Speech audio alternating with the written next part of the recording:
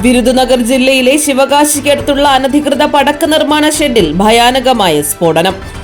ശിവകാശിക്കടുത്തുള്ള ചെങ്ങമലപ്പട്ടി പ്രദേശത്ത് അനധികൃതമായി tin shed സ്ഥാപിച്ച് പടക്കങ്ങൾ നിർമ്മിക്കുന്നതിനിടയിലാണ് ഭീകരമായ സ്ഫോടനം ഉണ്ടായത്.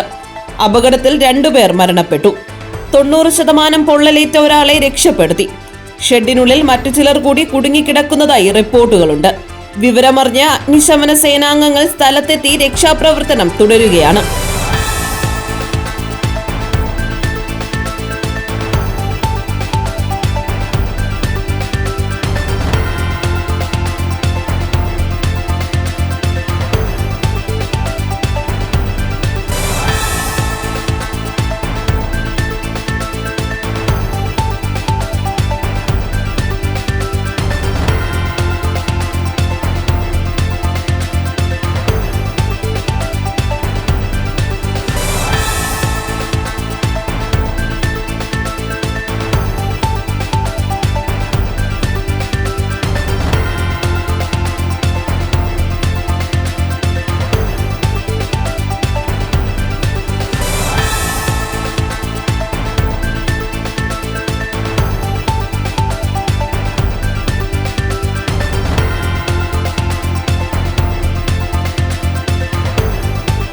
GTV news, Thiruvananthapuram.